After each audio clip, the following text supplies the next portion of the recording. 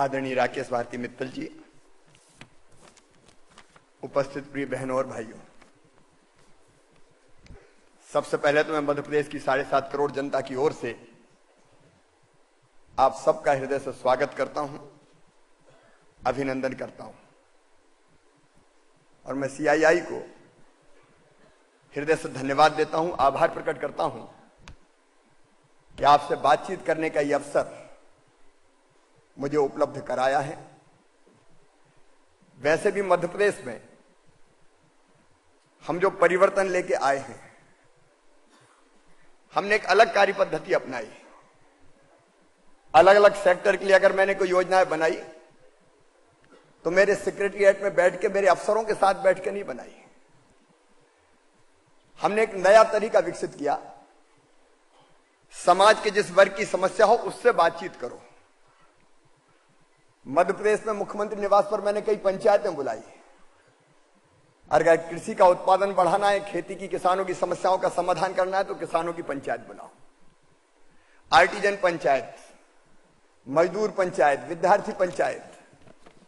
कई बार ये होता था कि कृषि की योजनाएं जिनके साथ बैठ के बनाते थे उन्हें कभी खेत और खलिहान देखे नहीं होते थे।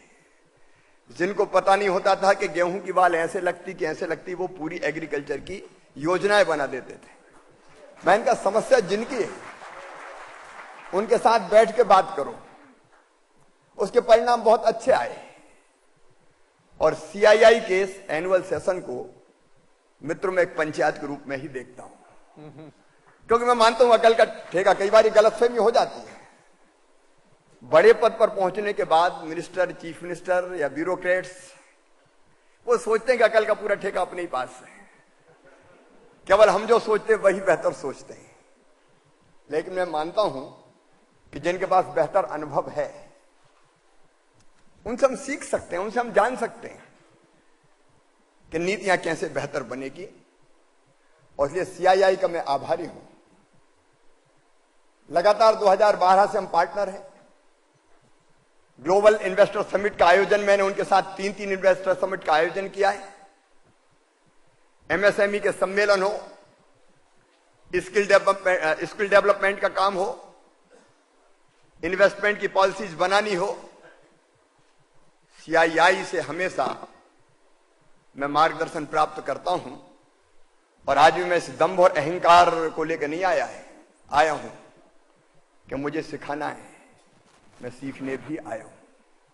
और मुझे पूरा विश्वास है कि हम जब आपस में चर्चा करेंगे तो मध्य प्रदेश में क्या बेहतर हुआ है वो भी मैं आपको बताऊंगा और आपसे सीखने का प्रयास भी करूंगा। सीआईआई के इस एनुअल सेशन का जो मुख्य विषय है, future of globalization, can India lead.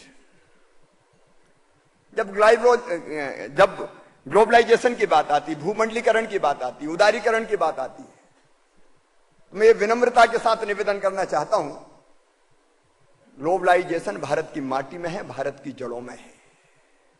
ये हम थे जिनने आज नहीं, हजारों साल पहले कहा, अयम निजम परावेत्ति गणना लघु चेत साम, उदार चरिता नाम तू वसुदैव कुटुंबकम। ये मेरा है, ये तेरा है। ये सोच छोटे मन वालों का होता है। जो विशाल हृदय के होते हैं वो तो कहते हैं सारी दुनिया ही एक परिवार है। ये वसुदैव कुटुंबकम ग्लोबलाइजेशन ही तो है।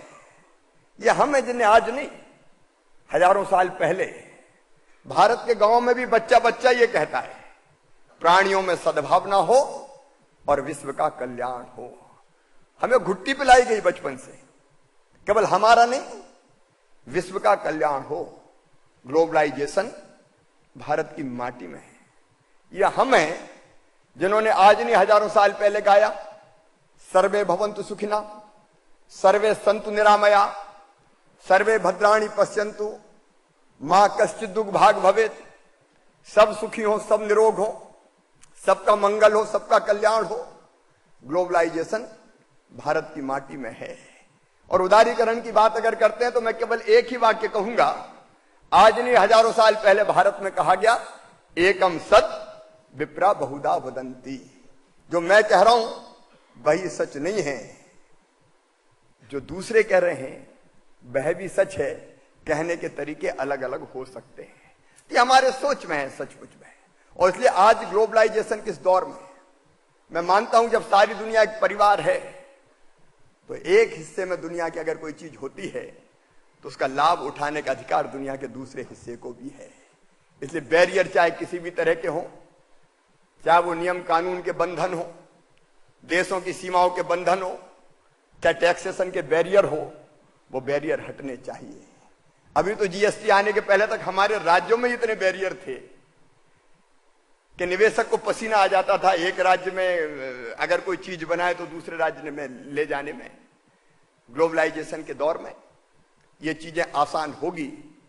और भारत के प्रधानमंत्री जब से श्रीमान नरेंद्र मोदी जी बने, पॉलिसी पैरालिसिस खत्म हुआ है, फैसले तेजी से लिए जा रहे हैं, विकास दर बढ़ रही है, महंगाई घट रही है, make in India, startup India, stand up India. मैं योजनाओं के विस्तार में नहीं जाऊंगा, लेकिन जिस ढंग से प्रधानमंत्री काम कर रहे हैं, भारत की साख और भारत की धाक पूरी दुनिया में एक अलग ढंग से जमी भी है और बनी भी है। हमारे प्रधानमंत्री केवल भारत के लोकप्रिय नेता नहीं है, आज वैश्विक लीडर के रूप में उभरे हैं।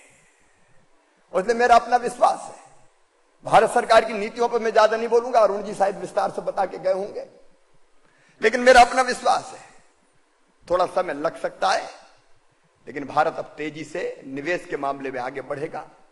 जो एफडीआई को आप बता रहे थे मित्तल जी, डिफेंस में 49% एफडीआई, कई क्षेत्रों में जिसमें फूड प्रोसेसिंग भी सम्मिलित है, सिविल एविएशन सम्मिलित है, 100% एफडीआई अलाउ की गई है। उन नीतियों के बारे में विस्तार से नहीं बोलूंगा, लेकिन मुझे आज यह भी कहा गया, transformational journey the Madhya Pradesh story, मैं उसके बारे में कुछ आपसे निवेदन करूं। देखिए, जब मैं मध्य प्रदेश का चीफ मिनिस्टर बना लगभग 11.5 साल पहले, तो मध्य प्रदेश कहा जाता था बीमारू राज्य, पानी, बिजली, सड़क कुछ नहीं था मध्य प्रदेश में। 2003 का चुनाव बीएसपी के मुद्दे पर लड़े थे, बिजली, सड़क और पानी। चीफ मिनिस्टर बनने के बाद मुझे लगा कि अगर बेसिक इंफ्रास्ट्रक्चर नहीं होगा तो कोई यहां नहीं आएगा, मध्य प्रदेश का भला हो नहीं सकता। सबसे पहले हमने कनेक्टिविटी पर ध्यान दिया, 1.25 लाख किलोमीटर सड़कें हमने मध्य प्रदेश में बनाई और उनमें से कई वर्ल्ड क्लास सड़कें हैं। सड़कों का हमने जाल बिछा दिया, रोड कनेक्टिविटी बेहतर प्रदान करने की हमने कोशिश की। बिजली की हालत थी कि 2 घंटे आए कि 3 घंटे आए, आती कम थी जाती ज्यादा थी। लोग कहते थे बिजली नहीं आती, बिजली के बिल आते हैं, छोटे मोटे नहीं आते, लंबे चौड़े आते हैं। हम लोग मजाक करते थे उस राज्य में कि पहले तो बिजली के तार से उंगली छूती थी तब करंट लगता था, अब तो बिजली के बिल देख के झटके लग जाते हैं। मुझे लगा पावर नहीं है तो कुछ हो नहीं सकता।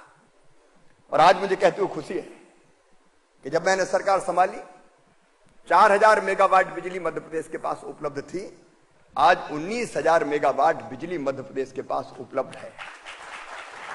समस्या बिजली की कमी की नहीं है, समस्या यह कि अब ले कहां जाऊं बिजली, क्योंकि स्टोर करके रख नहीं सकता मैं। हमने प्राइवेट सेक्टर को भी प्रोत्साहित किया, प्राइवेट सेक्टर में भी पावर प्लांट आए, सरकारी सेक्टर में भी पावर प्लांट आए। और यहां कई मित्र मेरे ऐसे बैठे हैं जिनने thermal power plant Madhya Pradesh की धरती पर लगाए हैं। अगर कभी कोई तकलीफ आई तो शिवराज सिंह चौहान हमेशा उनके साथ कदम से कदम और कंधे से कंधा मिला के खड़ा हो गया। सारी रास्ते की बाधाएं हमने दूर करने की कोशिश की। उसी का परिणाम है कि हम पावर सरप्लस स्टेट है। और केवल थर्मल नहीं, पानी से हमने बिजली बनाई।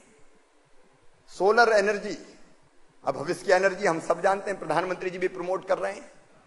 पहले एशिया का सबसे बड़ा सोलर पावर प्लांट लगा मध्य प्रदेश के नीमच में, और अब दुनिया का सबसे बड़ा solar power plant Madhya Pradesh के रीवा में 750 मेगावाट का लगने वाला है। अगर इरादे ईमानदार हो, संकल्प शक्ति दृढ़ हो, प्रक्रियाएं ट्रांसपेरेंट हो, तो चमत्कार किए जा सकते हैं।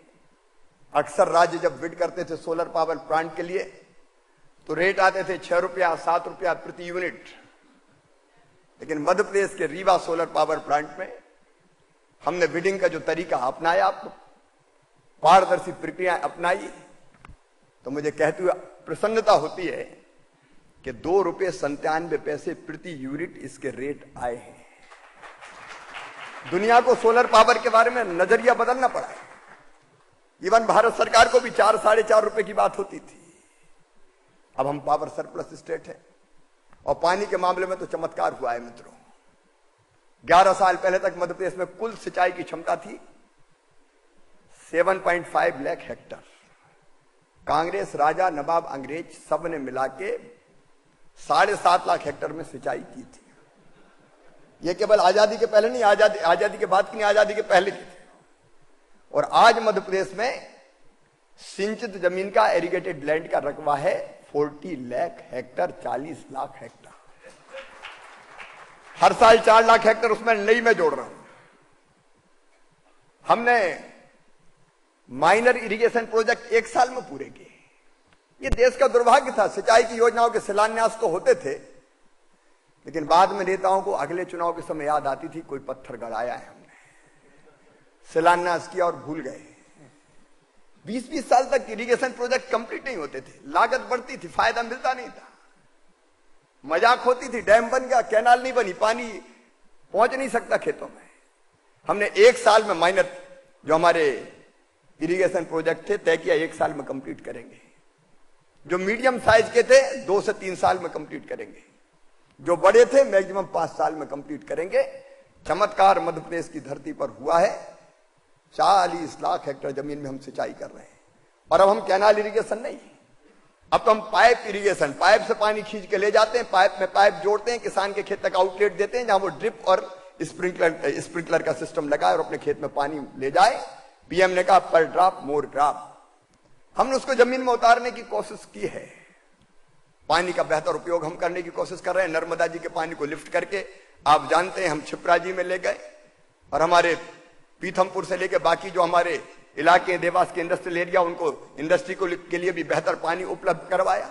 अब नर्मदा के पानी को गंभीर में ले जा रहे हैं, फिर काली सिंध में ले जाएंगे, फिर पार्वती में ले जाएंगे। नदियों को जोड़ने का river linking project Madhya Pradesh में हमने धरती पर उतारने का काम किया है।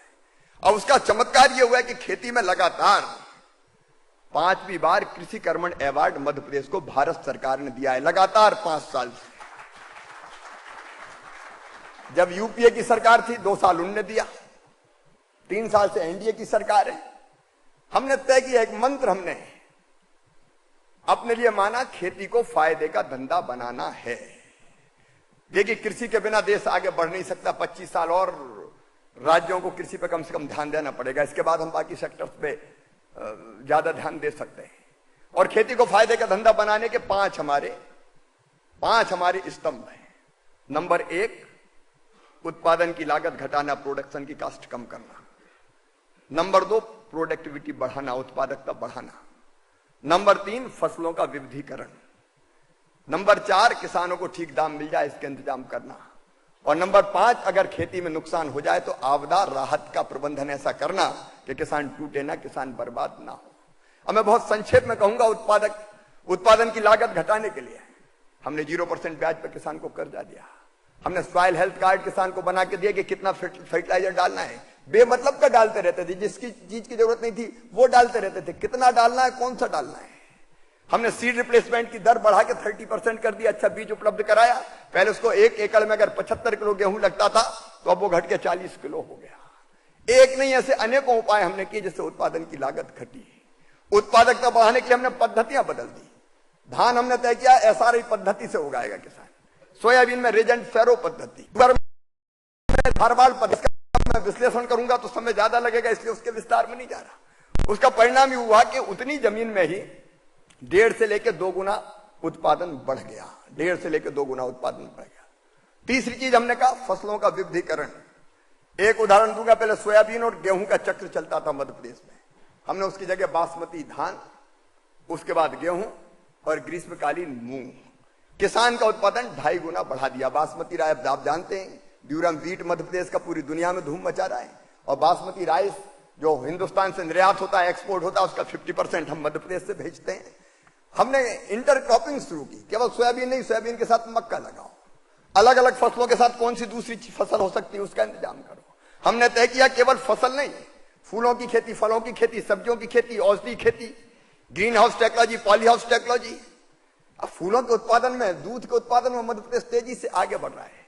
हमने तय किया केवल खेती नहीं, खेती के साथ पशुपालन कर, खेती के साथ मछली पालन कर, खेती के साथ बकरी पालन कर। अगर बहुत छोटे किसान हैं, हम तो ऐसी पद्धति विकसित कर रहे हैं कि एक तरफ धान उगेगी, लेकिन धान के उस खेत में पानी भरा रहता है, उसमें मछलियां भी पैदा करेगा, तो मछली और चावल एक साथ मिल जाए लोगों को। इसका इंतजाम हमने करने की कोशिश की है।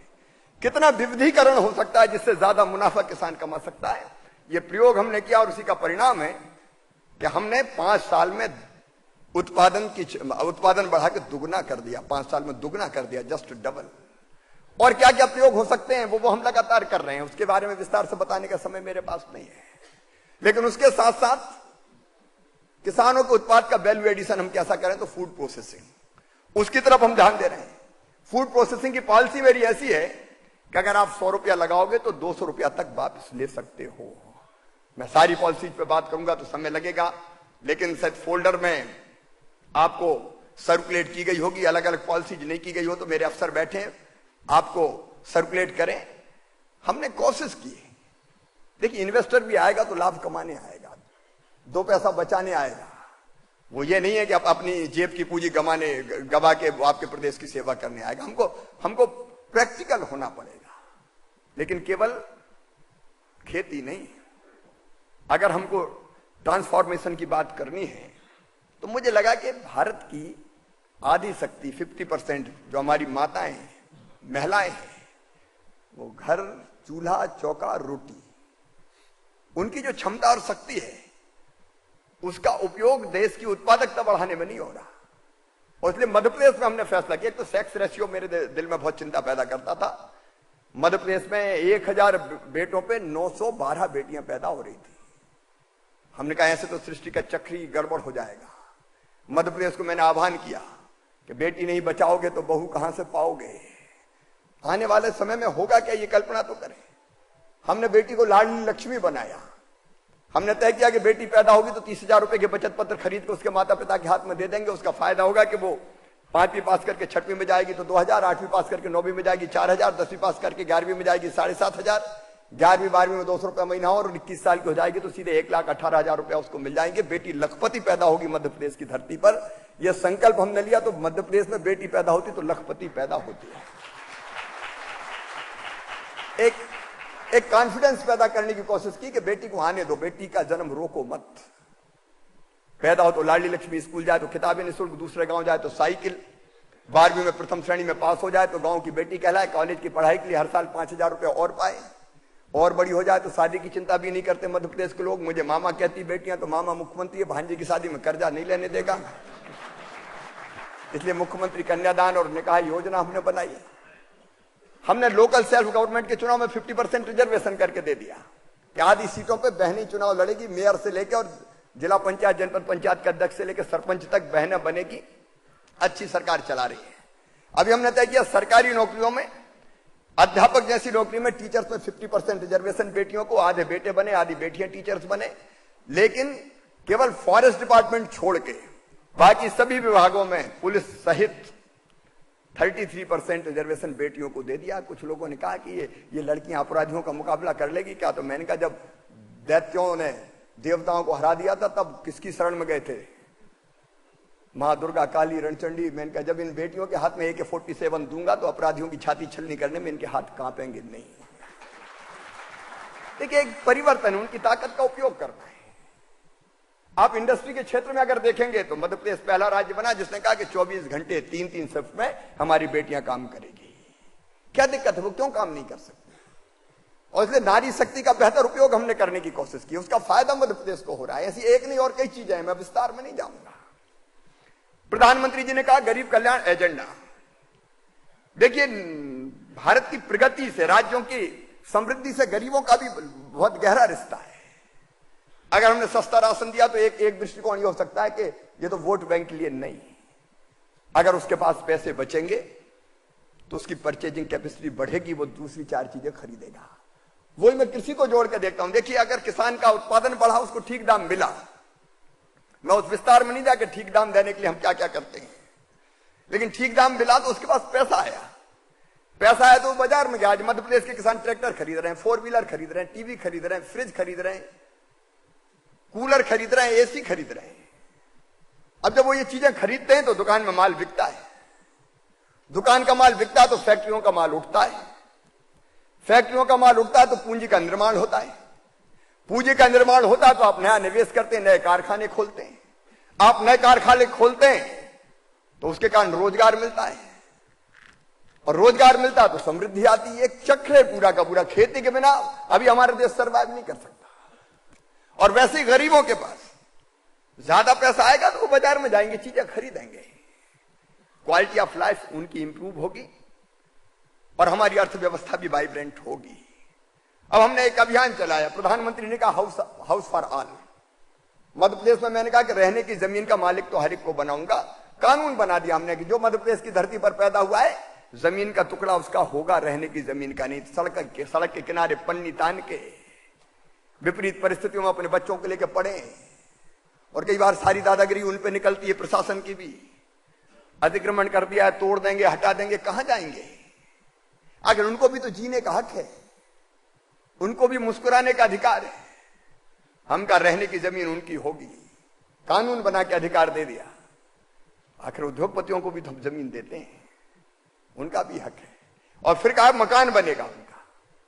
मैं मध्य प्रदेश में ग्रामीण और शहरी क्षेत्रों में आने वाले 2 साल में 20 लाख मकान बनाने वाले हैं हम। मैं आपको भी अपील करता हूं, लो कास्ट हाउसिंग के बारे में हमको सुझाव दीजिए। हम शहरी गरीबों के लिए मकान बना रहे हैं, आप आइए, उसमें भी निवेश आप कर सकते हैं। मैकेनिज्म के बारे में हम लोग बात कर लेंगे, लेकिन मकान चाहिए, अच्छे मकान चाहिए।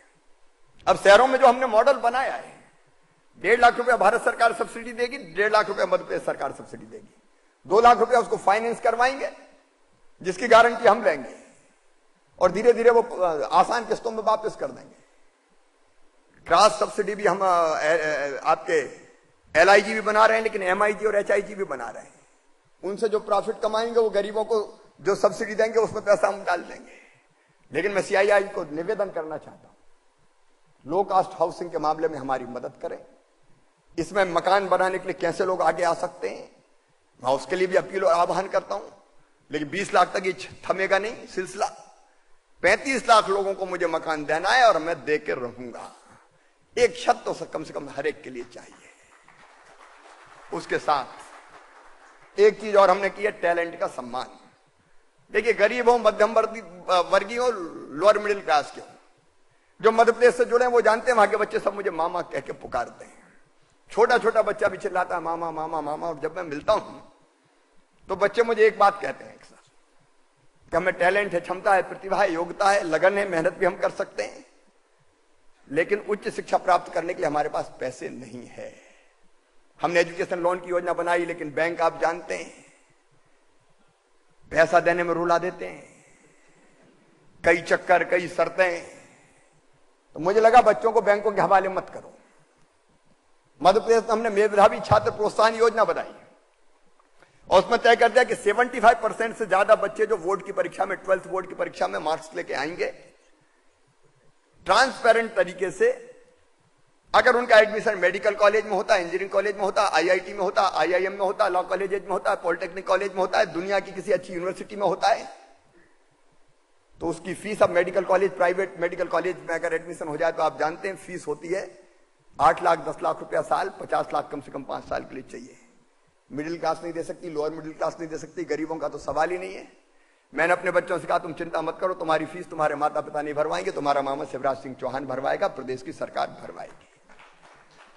अब एक इतनी बड़ी आश्वस्ति है बच्चों को कि तुम मेहनत करो, चिंता मत करो। 75% का बैरियर इसलिए कि मेहनत करो, और उसके बाद अगर तुम्हारा एडमिशन होता तो फीस सरकार भरेगी। शर्त केवल इतनी कि जब तुम्हें जॉब मिल जाए तो पैसा वापस कर देना भैया। तो डॉक्टर अगर है तो ग्रामीण क्षेत्र में भी तुम इलाज करने जाना। अब इससे परिवर्तन आता है, बच्चों के मन में विश्वास के नहीं, पैसे के बिना मेरी पढ़ाई नहीं रुकेगी। एक नहीं, ऐसे कई फैसले हमने किए। अब इन्हीं बच्चों में से आपको मिलेंगे, टैलेंट मिलेगा। हमने प्रोग्राम शुरू किया स्किल डेवलपमेंट का, CII की भी हम मदद चाहते हैं, उनसे भी हम चर्चा कर रहे हैं। हमने तय किया 7.5 लाख स्किल्ड मैन पावर हर साल हम तैयार करेंगे। अब ये कौशल्या योजना बनाई जिसमें बेटियों को स्किल्ड हम करेंगे। जैसी आपकी जरूरतें हैं उस जरूरत के हिसाब से हम करना चाहते हैं। ताकि बच्चों को रोजगार मिल जाए, आपको स्किल्ड मैन पावर मिल जाए। वर्ल्ड क्लास यूनिवर्सिटीज हम लाने की कोशिश कर रहे हैं। सिम्बाइसिस की एक यूनिवर्सिटी इंदौर में शुरू हो गई है। अनेकों अच्छी यूनिवर्सिटीज मध्य प्रदेश में आ रही है इस समय। IIT, IIM से लेके अच्छे एजुकेशनल इंस्टीट्यूशंस मध्य प्रदेश में है। Skilled man power Madhya Pradesh में हम तैयार करने की कोशिश कर रहे हैं। और उसके साथ साथ बड़ा निवेश तो आए परिवर्तन के लिए, लेकिन हमारे बच्चे कैसे उद्योगपति बने, मैं अपने बच्चों को उत्साह से भरने की कोशिश कर रहा हूं। मैं कई बार कहता हूं, मित्तल जी बुरा नहीं माने, मैं कहता हूं कि मित्तल जी जैसे उद्योगपति मध्य प्रदेश की धरती पर मुझे खड़ा करना है, मध्य प्रदेश के बच्चों में से खड़े करना है। इम्पॉसिबल नहीं, असंभव नहीं है। हमने 2 योजना बनाई, एक मुख्यमंत्री युवा स्वरोजगार योजना और एक युवा उद्यमी योजना। युवा स्वरोजगार योजना में हमने तय किया कि 50,000 से लेकर 10 लाख रुपए तक का लोन, जिसकी गारंटी हम लेंगे, तुम काम धंधा करो अपना। 1 लाख बच्चे इसका फायदा ले रहे हैं और सफल व्यवसायी बन रहे हैं।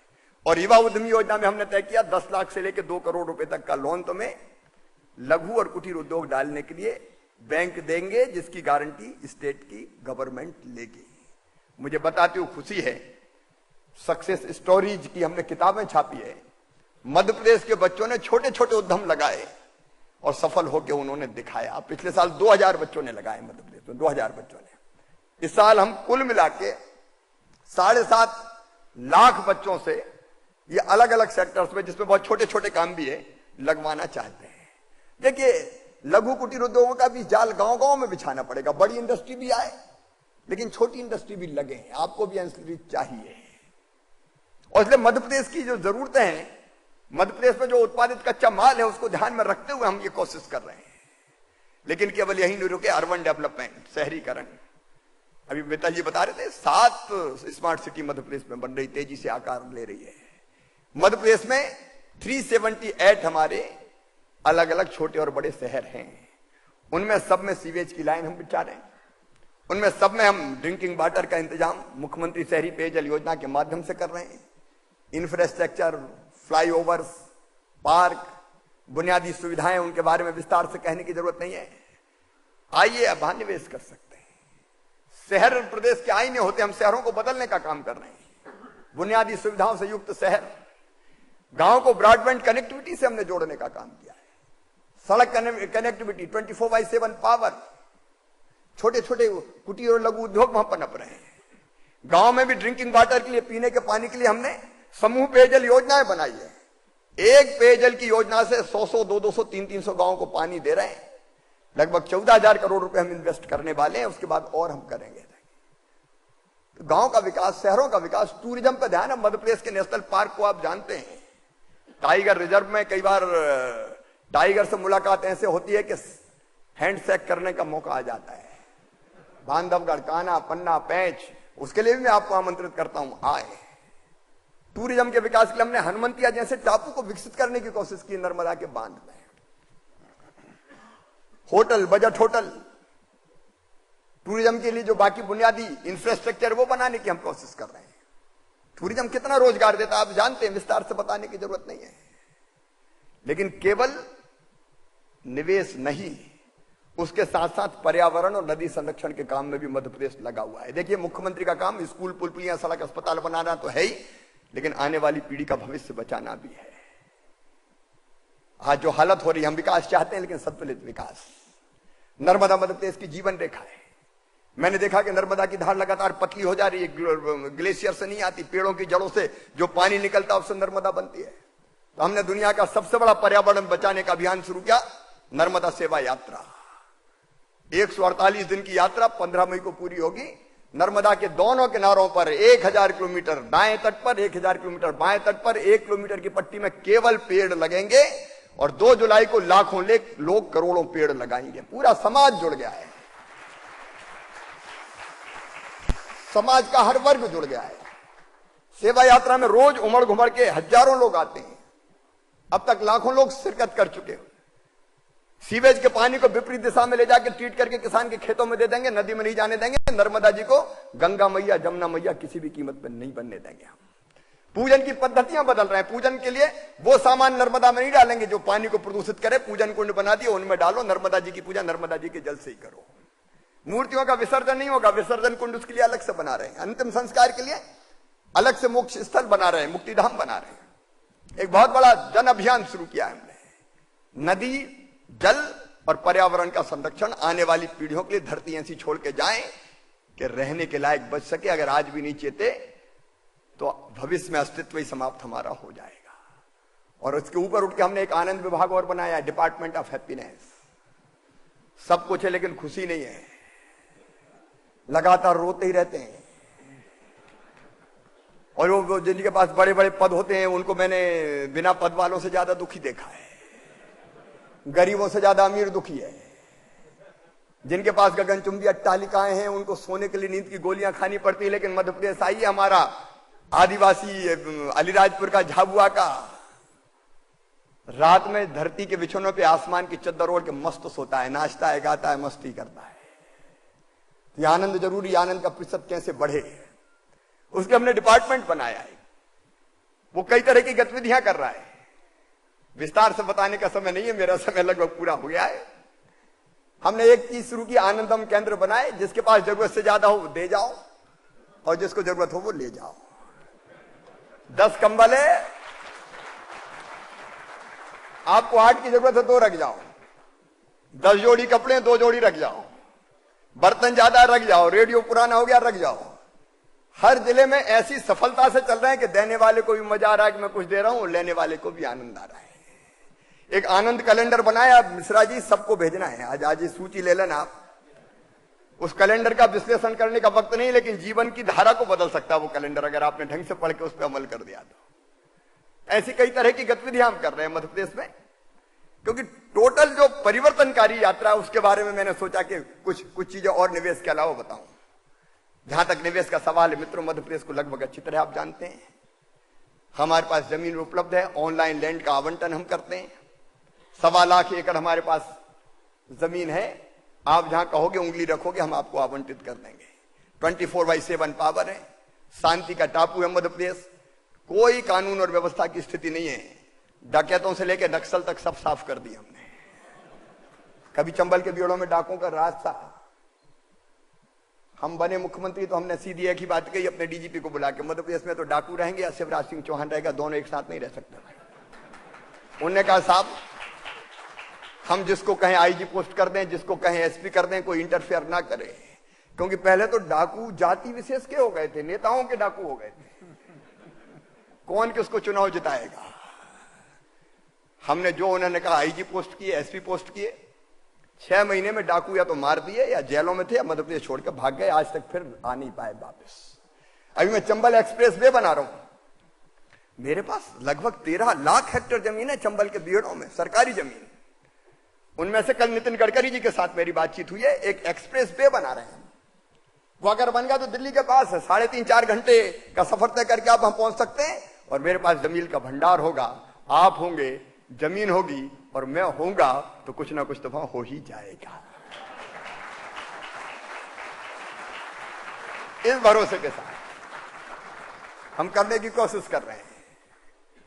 और सिंगल विंडो बड़ी खतरनाक है, ये सुनते सुनते कान पक गए होंगे आपके।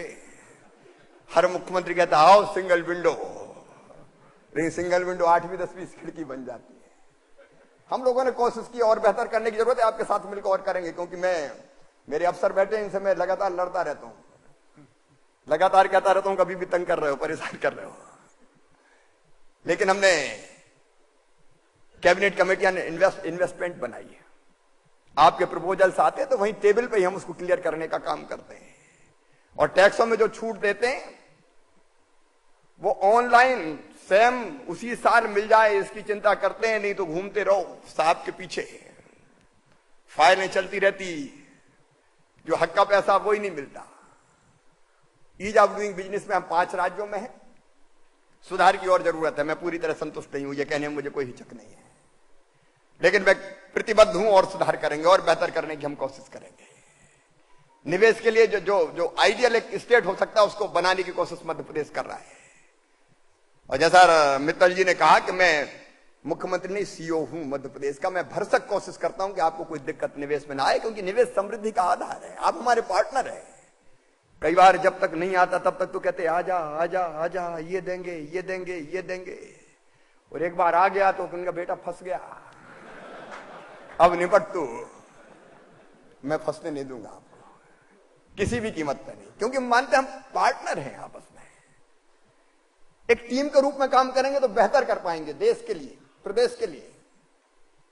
और इसलिए मित्रों, मैं सुझाव और सलाह के लिए भी आपको आमंत्रित करता हूं। आइए हम बेहतर पार्टनर बने, ताकि अब प्रदेश के लिए भी बेहतर कर सकें, देश के लिए भी कुछ हो सके तो बेहतर करने में मैं भी योगदान दूं। आप सबका स्वागत है मध्य प्रदेश में। अच्छा, निवेश के लिए नहीं आए तो घूमने जरूर आ जाएं। आप सूचना देंगे तो हम उसकी व्यवस्था भी करेंगे। आपने बुलाया, बहुत बहुत धन्यवाद।